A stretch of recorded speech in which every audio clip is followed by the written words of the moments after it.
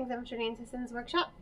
I hope you are all having a wonderful day. So, today we're going to be reviewing The Last Tiger. Once again, a huge thank you to the publisher for sending me a copy of this book. I enjoyed it a lot.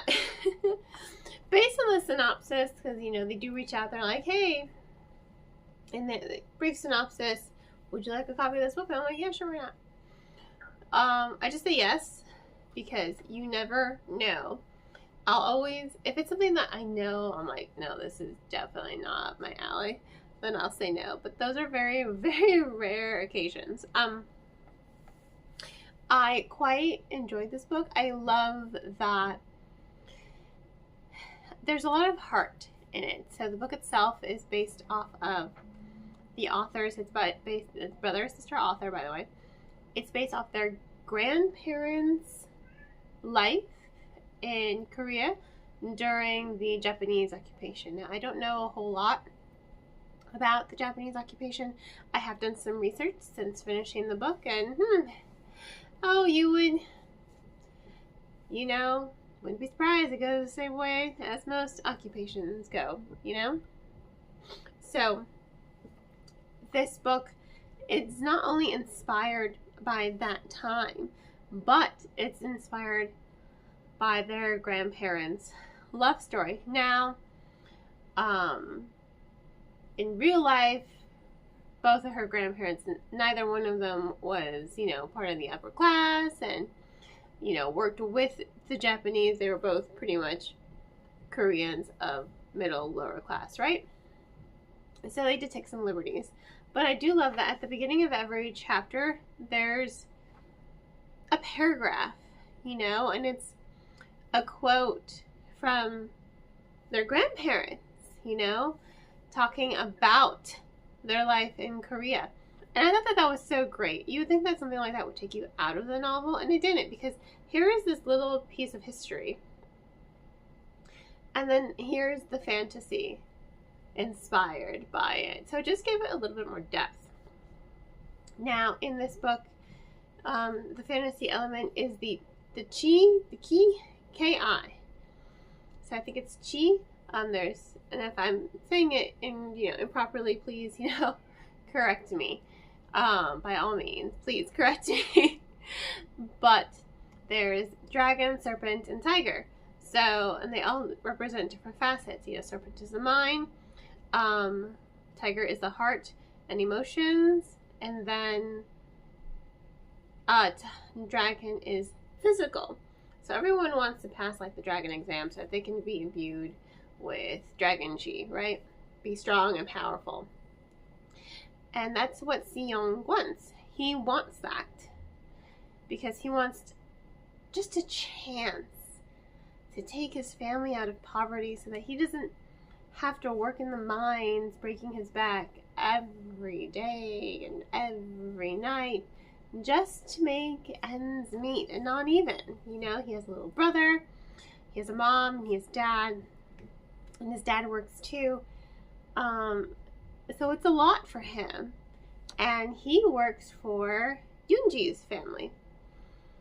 Her family is of the upper class. They are what you would call collaborators. They changed their last name from Choi to Yamamoto. They assimilated, basically. If you're in upper class, you don't see a way to win, you're going to protect yourself.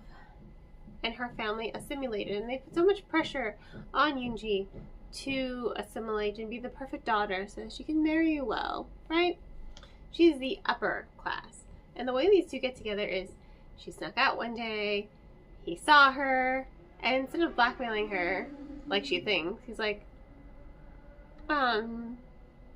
instead she decides to teach him how to pass the exam because, she's rich, so she has all these tutors and everything.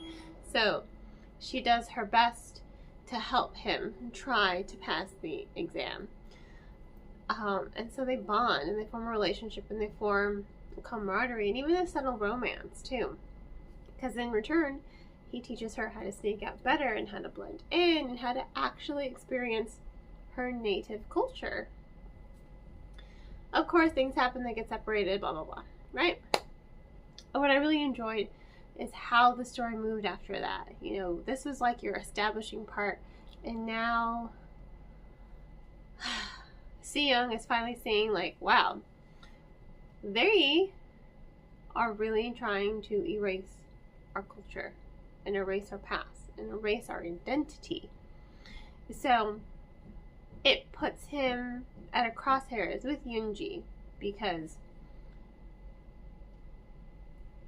she just wants to protect her family. So for a time they kind of clash. It's like, you're not the same person. She's like, no, I'm not the same person. But they eventually find their way back together again, and she discovers, you know, protecting my loved ones isn't enough. If I can make a difference that'll set everyone free, including my family, why should I not attempt it, you know? It is a novel that really makes you think, you know. It is somewhat educational. It does make you think. It does make you look at history and these cultures in such a different way. And I liked that the Koreans have the tiger spirit with them, and how it stems from the heart and your emotion. And that's the power and strength that comes from it. You can do so much with just a little empathy. You know, empathy is such... I don't think people are empathetic enough, honestly. I try my best. I poke fun at my friends that are like, oh yeah, you're nice. And I'm like, don't say things like that.